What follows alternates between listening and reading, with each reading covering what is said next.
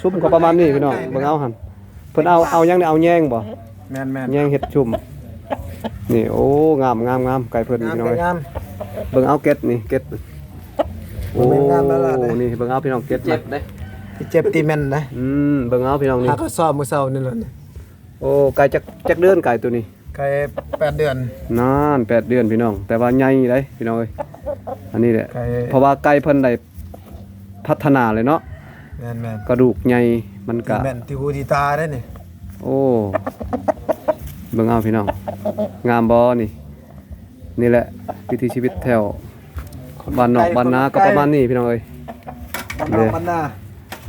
เด้ แม่อยู่หน้าอยู่ป่าอยู่ดงนี่แหละ แต่ว่าช่วงนี้ก็อากาศก็ฝนตกหลายพี่น้อง อยากไปแล้วอยากไปแล้วเว้ย เดี๋ยวเบิ่งเอาพี่น้องเด้น้ำหนักก็ประมาณจักโลเนาะตัวนี้ 29 โอ้29พี่น้องเอ้ย ไอ้ลูกงอนได้นี่ ลูกเป็นไก่ผสมแล้วเนาะเพิ่นได้พาไก่สายพันธุ์สายง่อนเนาะไก่ง่อนแม่ง่อนเป็นแม่ง่อนพี่น้องแต่ว่าพอนั่นเป็นสายพันธุ์พม่ามันก็เป็นซีตุซาพี่น้องโอ้งามพี่น้องเอ้ยไก่ตัวนี้เด้นี่แหละวิถีชีวิตแถวบ้านนอกบ้านนาเด้อพี่น้องเด้อแต่ละชุมแต่ละพามมีพามเหล็กพามใหญ่เพิ่นว่าแต่ว่าเจอพามเล็กแท้ๆพี่น้องเอ้ยซุ่มก็ยังบ่มีพี่น้องเอ้ยเอาประดับประดาแบบนี้แหละซุ่มก็ได้ไก่เพิ่นก็มีหลายโตอยู่แต่ว่าตัวนี้เพิ่นขังไว้เพิ่นแพงพี่น้องได้บ่เอาเบิ่งอีกก็คือไก่ตัวแม่พี่น้องไก่เหยียเพิ่นนี่คือตัวแม่แต่ความจริงก็บ่แม่นตัวแม่ได้นี่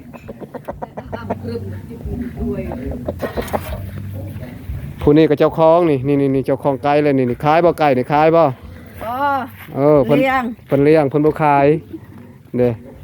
เจ้าของไก่เด้อนี่เพิ่นอยากเลี้ยงเพิ่นแพงงามก็ประมาณนี้เด้อพี่น้องเด้อก็อย่าลืมให้กำลังใจเด้อ